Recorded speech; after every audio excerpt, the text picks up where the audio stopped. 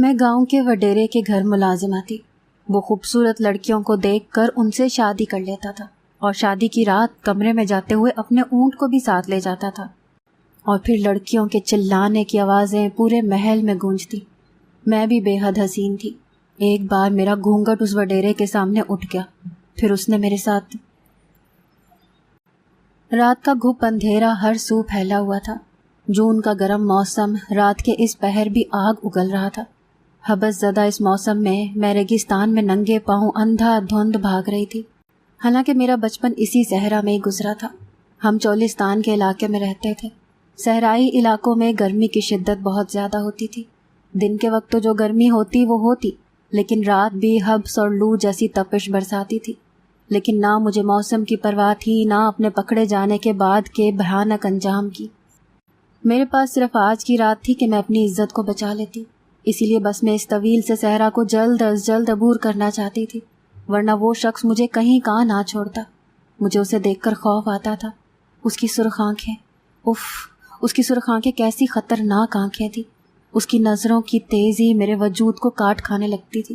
اس کی قابل رشک صحت مجھے کانپنے پر مجبور کر دیتی تھی۔ 40 کے لگ بھگ وہ 6 فٹ کا قد اور بھرپور جسم کا مالک شخص انسان کم اور دیو زیادہ لگتا تھا۔ جس لڑکی کو دیکھتا نظروں کی تیزی سے کانپنے پر مجبور کر دیتا۔ جو لڑکی اس کی آنکھوں کو بھا جاتی وہ اسے اپنائے بغیر چھوڑتا نہیں تھا، اور میرے لیے تو نکاح کا سندیشہ بھیج چکا تھا، اور اس کا پیغام ہمارے علاقے میں حکم کا درجہ رکھتا تھا۔ ممکن ہی نہیں تھا کہ کوئی اسے انکار کر جائے، اور جو کچھ میں اس کے ساتھ کر چکی تھی، میں صرف اس شخص کی ضد کا سامان بنتی، نہ صرف اس کی بلکہ اس کے پاگل اور سر پھرے اونٹ کی بھی۔ اس سوچ نے مجھے دوہری اذیت میں مبتلا کر دیا۔ میرے لیے موت آسان تھی، لیکن اس شخص کو اپنانا بہت مشکل تھا۔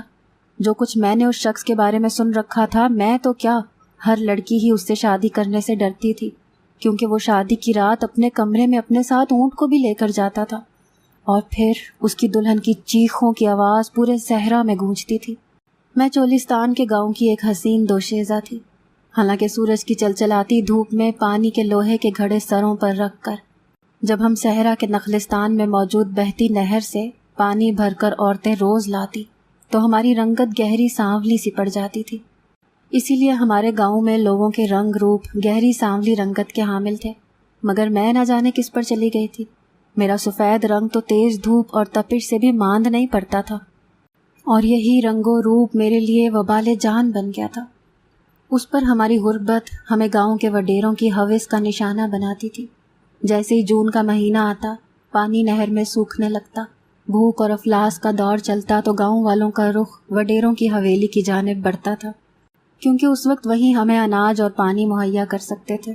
اسی لیے بدلے میں وہ جسے چاہے اپنے کمرے کی زینت بنا لیتے، چاہے وہ کسی کی بیوی ہوتی یا بیٹی، وہ شخص انکار نہیں کر سکتا تھا۔ ایک ظلم تھا جس کی کوئی سنوائی نہ تھی، نہ وہاں کسی کا قانون چلتا تھا، نہ ہی کوئی قانون کو مانتا تھا۔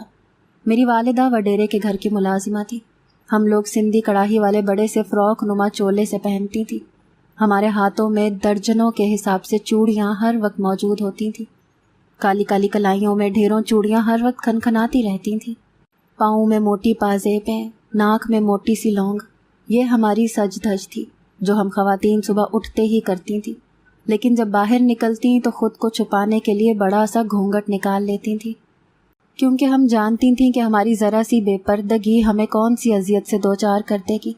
میری والدہ عمر کے جس حصے میں تھیں وہ پردہ کم ہی کرتی تھیں، لیکن چند روز سے اماں کی طبیعت ٹھیک نہیں تھی، اور میں اماں ابا کی اکلوتی اولاد تھی، اسی لیے ان کے بدلے مجھے وڈیرے کے گھر کام پر جانا تھا۔ اماں بے حد پریشان تھی، کیونکہ میری رنگت اماں کی طرح سانولی نہیں تھی، اور میں تھی بھی خوبصورت۔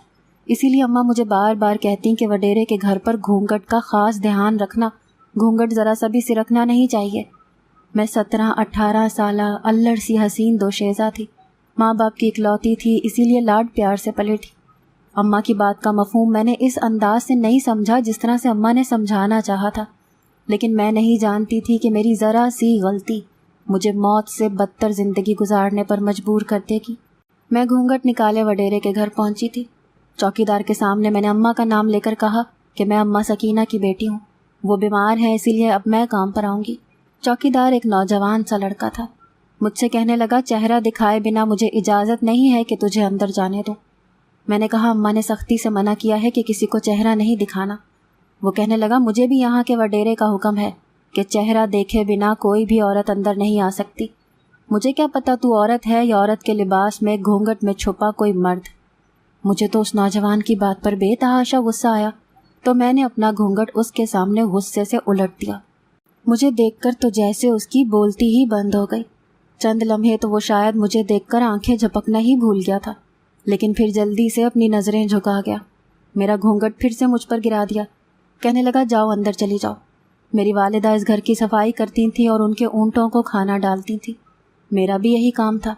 میں نے آج سے پہلے کبھی اپنے گھر کے علاوہ کسی کے گھر میں کام نہیں کیا تھا، اور وہ تو محل نما گھر تھا، بڑے بڑے کمرے تھے۔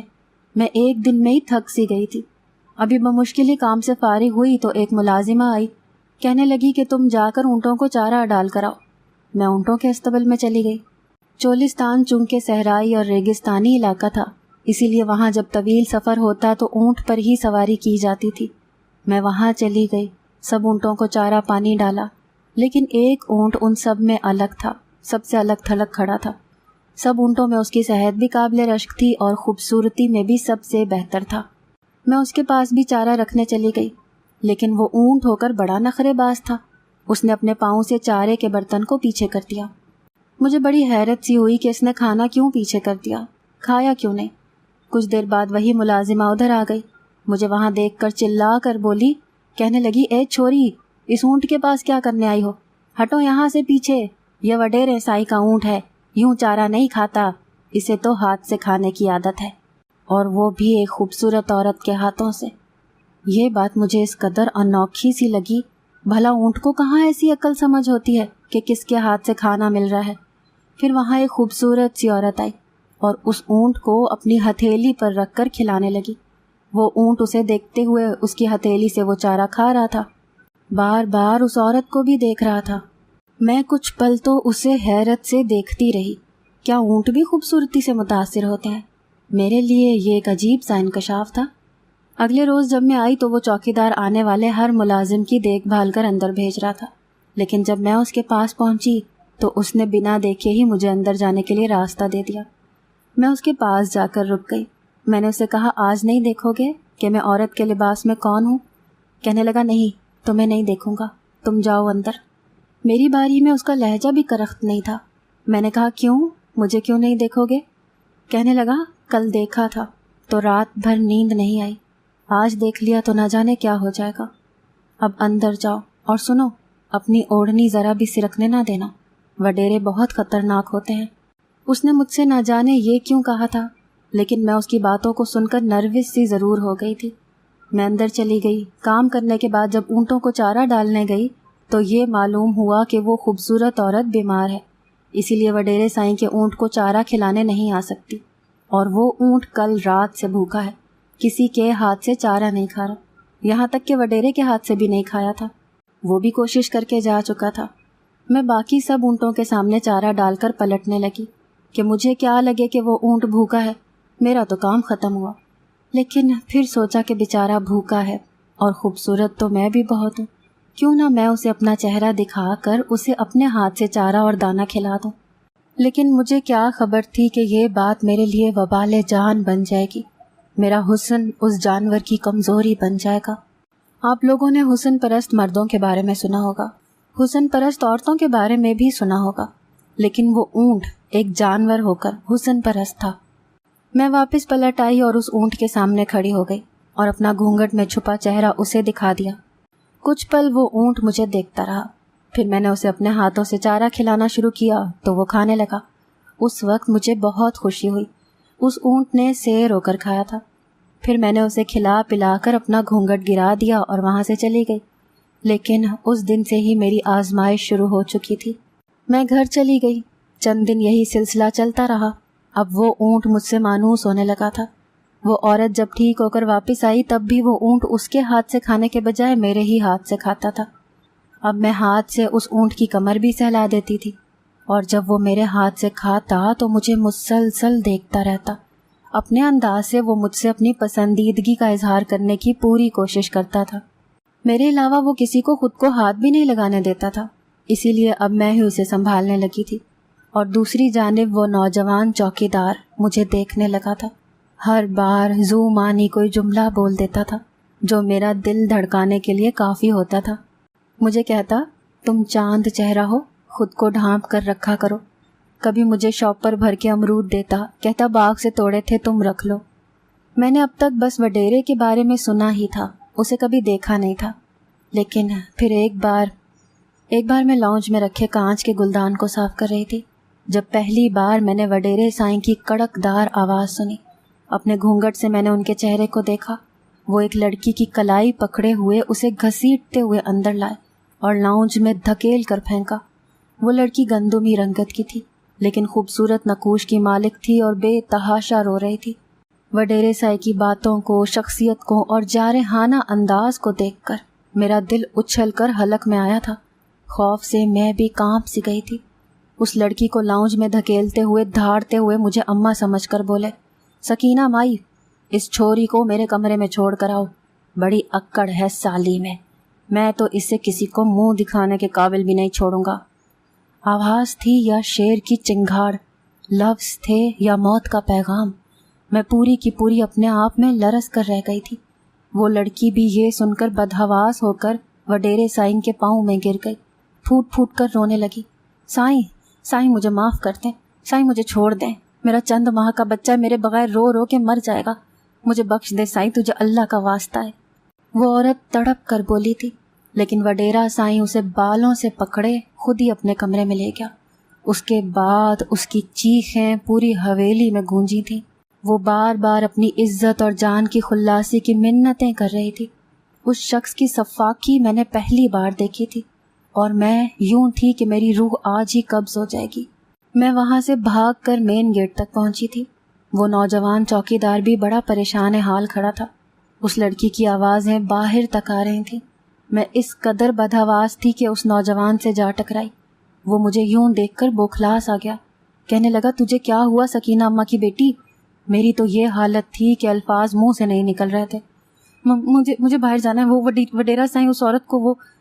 میری بدحواسی دیکھ کر اس نے اپنے ساتھ کھڑے دوسرے چوکیدار سے کہا کہ وہ بھی اپنے گھر جا رہا ہے کیونکہ کل رات سے وہی ڈیوٹی دے رہا تھا۔ اس چوکیدار نے بھی اسے جانے کا کہہ دیا۔ وہ میرے ساتھ ہی باہر آیا۔ بدحواسی کی وجہ سے میری چادر سرک گئی تھی لیکن چہرہ ابھی بھی مکمل چھپا ہوا تھا۔ باہر نکلتے ہی اس نے میری چادر چہرے سے اور گرا دی، پھر میرے ساتھ ہی چلنے لگا، کہنے لگا، تو نے یہ سب پہلی بار دیکھا ہے، اسی لیے تیری حالت اتنی خراب ہے، چل تجھے میں تیرے گھر تک چھوڑاؤں، یہ نہ ہو کہ خوف سے تو آدھے راستے میں ہی بے ہوش ہو کر گر جائے۔ میں نے کہا، میں اب نہیں آؤں گی یہاں۔ وہ عورت رو رہی تھی، تڑپ رہی تھی لیکن وڈیرے سائیں کو رحم نہیں آیا۔ میں نہ جانے کیوں رونے لگی۔ مجھ سے اس عورت کا تڑپنا اور رونا سنا نہیں جا رہا تھا۔ میرا دل ماہی بیاب کی طرح سے تڑپ رہا تھا۔ کیسا صفاق شخص تھا۔ میں کافی دیر سسکیوں سے روتی رہی۔ وہ نوجوان بڑی خاموشی سے میرے ساتھ چلتا رہا، پھر کہنے لگا، اماں سکینہ کی بیٹی، اب بس بھی کر دو، مجھ سے تمہارا رونا اب سہا نہیں جا رہا۔ اس کے کہنے پر میں نے اپنے آپ پر ضبط باندھا۔ میں نے کہا، مجھ سے یہ سب دیکھا نہیں جاتا۔ وہ کہنے لگا کہ شکر کرو اس بے حس وڈیرے نے نکاح نہیں کر لیا اس سے، جو سلوک وہ اور اس کا اونٹ مل کر اس نکاح والی عورت کے ساتھ کرتے ہیں، وہ تو خدا کی پناہ۔ اس نوجوان کی بات نے مجھے چونکنے پر مجبور کر دیا۔ میں نے کہا، اونٹ؟ وہ کہنے لگا، ہاں اونٹ۔ اس شخص کی 2 بیویاں ہیں، بس کبھی کبھی ہی ان کے پاس جاتا ہے اور اپنا اونٹ ساتھ لے کر جاتا ہے۔ اس دن تو اس حویلی کے در و دیوار بھی اس عورت کی چیخیں سن کر کانپ جاتے ہیں جب یہ وڈیرا اپنی بیویوں کے پاس جاتا ہے۔ میرے لیے یہ بات بھی انوکھی سی تھی۔ کہنے لگا، اماں سکینہ کی بیٹی، تم بہت پیاری اور خوبصورت ہو، اور خوبصورت عورتیں اس وڈیرے اور اس کے اونٹ کی کمزوری ہیں۔ یہ دونوں ہی خوبصورت عورت کو نہیں چھوڑتے، اسی لیے ان کے سامنے کبھی اپنی اوڑھنی سرکنے نہ دینا، کیونکہ تم بے حد خوبصورت ہو۔ سچ پوچھو تو جب تک تم حویلی میں ہوتی ہو میری جان سولی پر اٹکی رہتی ہے، دل میں یہی دھڑکا لگا رہتا ہے کہ کہیں وہ وڈیرا تمہیں نہ دیکھ لے۔ اس کی بات سن کر میں نے کہا کہ مجھے ڈراؤ مت، میں اتنی بھی پیاری نہیں ہوں۔ میں نے خود کو جھوٹی تسلی دی تھی، ورنہ میں یہ اچھی طرح سے جانتی تھی کہ میں کتنی حسین ہوں۔ کہنے لگا بس ایک جھلک دیکھی تھی تمہاری اور کمبخت روز ہی تمہارے خواب آنے لگے ہیں. کئی راتیں جاگ کے کاٹی ہیں میں نے. تمہیں کیا خبر کہ تم کتنی حسین ہو. مجھے اس نوجوان کے منہ سے اپنی تعریف نہ جانے کیوں بری نہیں لگی تھی. میں مسکرانے لگی. میں نے موضوع بدل دیا. میں نے کہا تم مجھے اماں سکینہ کی بیٹی کیوں کہتے ہو؟ میرا نام کیوں نہیں لیتے؟ وہ ہنسنے لگا. کہنے لگا تم نے مجھے کب اپنا نام بتایا؟ یہ سن کر میں بھی ہنسنے لگی. میں نے کہا مریم، میرا نام مریم ہے. میرے پاس آ کر وہ مجھے کہنے لگا سنو، میں چند دن تک اپنی اماں کو تمہارے گھر بھیجوں گا. میں نے کہا وہ کیوں؟ وہ ہنسنے لگا. کہنے لگا وہ تمہیں میری اماں بتا دیں گی. میرا گھر آ چکا تھا. وہ یہ کہہ کر چلا گیا. میں اپنے گھر آ گئی. میں نے گھر آ کر ساری بات اماں کو بتا دی. اماں بہت کھانس رہی تھیں. کہنے لگیں کہ ایک تو یہ کھانسی میری جان کو آ گئی ہے، میں ٹھیک ہو جاؤں تو تجھے حویلی کبھی نہ جانے دوں. لیکن یہ تو اماں بھی نہیں جانتی تھیں کہ میں اپنی بدقسمتی خود اپنے ہاتھوں سے لکھوائی آئی ہوں. وہ اونٹ اب صرف میرے ہاتھ کا عادی ہو چکا تھا. چند دن بعد میرے لیے اس چوکیدار کا رشتہ آ گیا. وہ اچھا کماتا تھا، اسی لیے اماں ابا کو اس رشتے پر کوئی اعتراض نہ تھا. اسی لیے ہاشم کے نام کی انگوٹھی میں نے بڑی خوشی خوشی پہنی تھی. اس کے بعد جب میں حویلی گئی تو مین دروازے پر اسے کھڑا دیکھ کر میں بھی شرم سے مسکرانے لگی. میں اندر جانے لگی تو وہ میرے سامنے کھڑا ہو گیا. کہنے لگا اپنا چہرہ دکھاؤ مریم. میں نے کہا آج کیوں؟ کہنے لگا اب تو میرا حق بنتا ہے. میرا دل اس کی باتوں پر زوروں سے دھڑکا تھا. میں اسے پیچھے دھکیل کر ہنستے ہوئے اندر چلی گئی اور تیز قدم اٹھاتے ہوئے حویلی کی طرف جا رہی تھی. لیکن میری نظریں بار بار ہاشم کی طرف اٹھ رہی تھیں. میں پلٹ پلٹ کر ہنستے ہوئے اسے ہی دیکھ رہی تھی جس کی آنکھوں میں صرف میری محبت کے دیے جل رہے تھے. ابھی بھی میں پلٹ کر ہاشم کو ہی دیکھ رہی تھی، اسی لیے سامنے سے آ جانے والے شخص کو دیکھ نہیں پائی اور بری طرح سے اس سے ٹکرا گئی. میں پیچھے ہاشم کو دیکھتے ہوئے اس شخص سے ٹکرائی تھی، اسی لیے اپنا توازن کھو بیٹھی. اس سے پہلے کہ میں زمین پر گرتی کسی کی باہوں کے حصار میں آ چکی تھی. میری اوڑھنی بھی سرک کر زمین پر گر چکی تھی. میں نے جب سامنے دیکھا تو میری روح فنا ہو چکی تھی. وہ وڈیرا سائیں تھا جس سے میں ٹکرائی تھی. وہ اس وقت مجھے اپنے حصار میں لیے بے خود سا مجھے دیکھ رہا تھا، جیسے اپنے ہوش ہی کھو بیٹھا ہو. اسے دیکھ کر میرے ہوش گم ہو گئے تھے.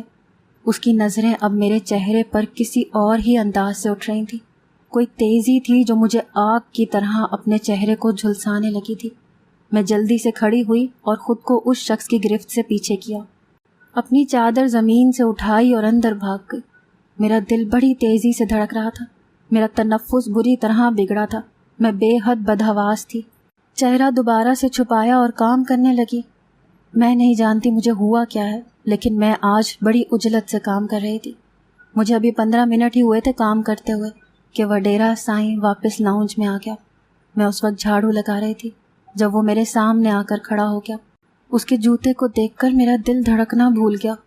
وہ اس وقت روز جاتا تھا اور پھر میرے جانے کے بعد ہی گھر واپس لوٹتا تھا. بس ایک بار ہی جلدی لوٹ کر آیا تھا جب اس عورت کو اپنے ساتھ لایا تھا، اور اب اسے اپنے سامنے دیکھ کر میں کسی سوکھے پتے کی طرح سے کانپ رہی تھی. کہنے لگا اے چھوری، چل اٹھ، پہلے میرے کمرے کی صفائی کر. یہ سن کر میری ٹانگیں کانپ رہی تھیں، لیکن میں جانتی تھی کہ انکار کی گنجائش نہیں ہے. میں اٹھ کر کھڑی ہو گئی. میں اس کے کمرے میں صفائی کرنے چلی گئی، لیکن میں یہ نہیں جانتی تھی کہ وہ میرے پیچھے ہی اپنے کمرے میں آ جائے گا. میں اس کے کمرے میں جھاڑو لگانے لگی. وہ اپنے بیڈ پر بیٹھ گیا. کیسی تیز نظریں تھیں اس کی کہ چادر کے اندر سے مجھے خود پر بری طرح سے محسوس ہو رہی تھیں. کہنے لگا تو مائی سکینہ کی دھی ہے. وہی باروب لہجہ تھا جس نے میری جان نکالی تھی. میں بدحواسی میں اپنا سر اس بات میں ہلانے لگی، پھر ہنسنے لگا. اچھا، تو میرے ببر شیر کو آج کل تو چارہ کھلا رہی ہے. پہلے تو میں سمجھی نہیں کہ وہ کس کی بات کر رہا ہے، لیکن میرے گلے میں اس وقت اتنی گرہیں تھیں کہ آواز نکالنا بھی مشکل ہو رہا تھا. کہنے لگا میرے شیر جوان اونٹ کی آج کل شوخیاں عروج پر ہیں. اس کی مستیاں دیکھ کر میں سمجھ نہیں پا رہا تھا کہ وجہ کیا ہے، لیکن تجھے دیکھ کر سمجھ آ گیا کہ کمینہ تجھ پر دلہار بیٹھا ہے. میں اب بھی اس کی بات کا مفہوم نہیں سمجھی تھی. وہ اٹھ کر میرے پاس آ گیا، میرے ہاتھ سے جھاڑو پکڑ کر نیچے پھینکا اور پل میں میری اوڑھنی میرے چہرے سے پیچھے کی. मेरा चेहरा उसके सामने आया हो चुका था। मेरी ठोड़ी को ऊपर किया और मेरे चेहरे पर अपनी नज़रें गाड़ दी। मुझे लगा वो शख्स न जाने अब मेरे साथ क्या करेगा। तू तो तारीफ के काबिल है छोरी, सकीना माई तो काली कलोटी सी औरत है, तुझ जैसा नायाब हीरा उसने कैसे जन लिया। चल अपने घर जा, तेरी आज के बाद छुट्टी।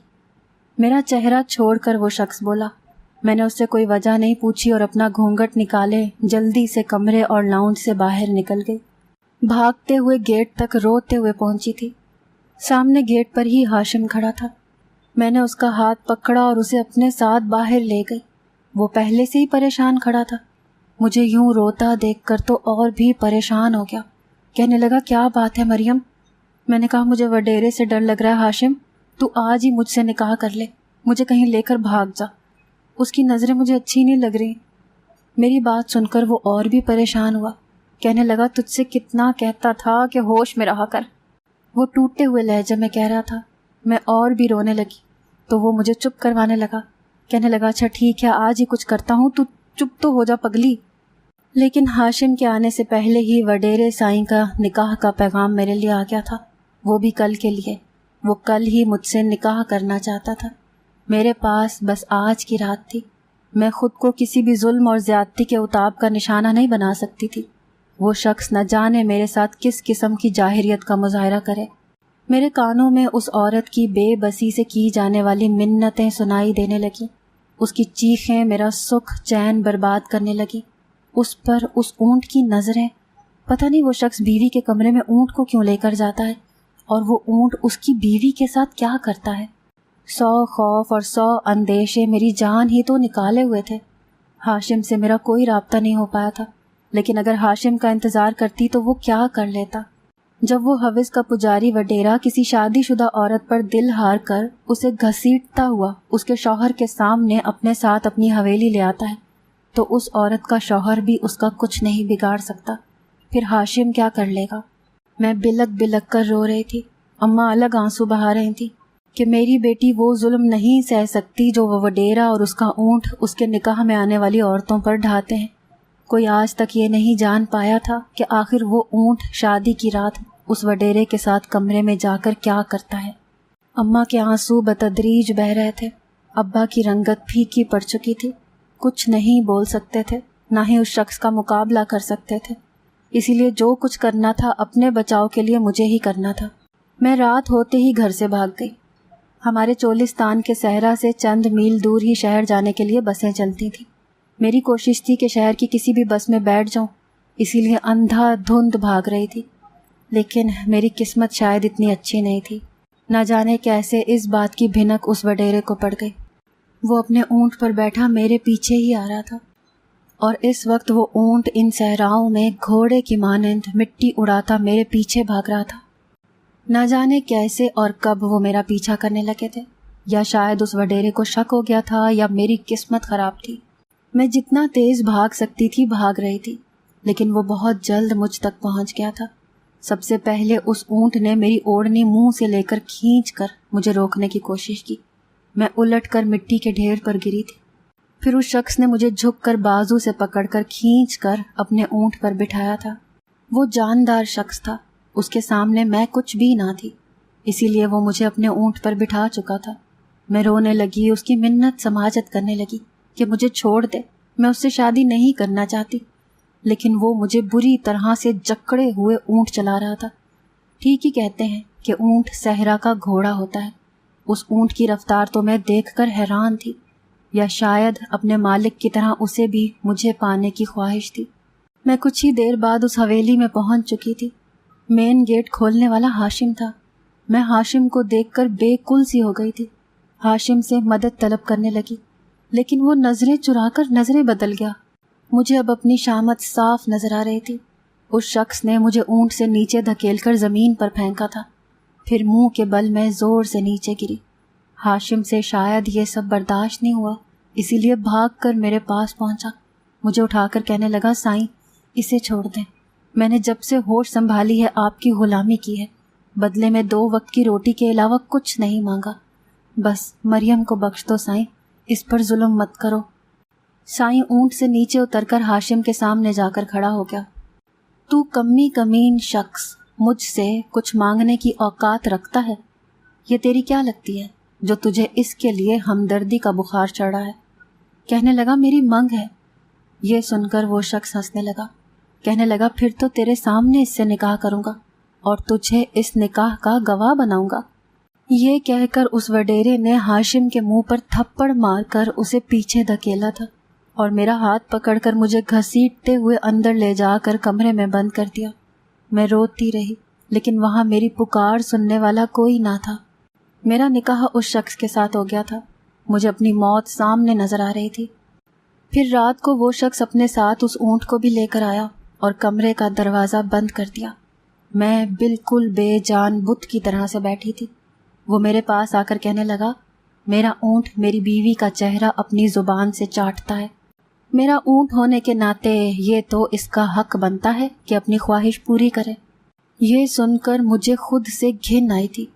اس شخص نے اونٹ کی طرف اشارہ کیا، لیکن وہ میری طرف نہیں بڑھا۔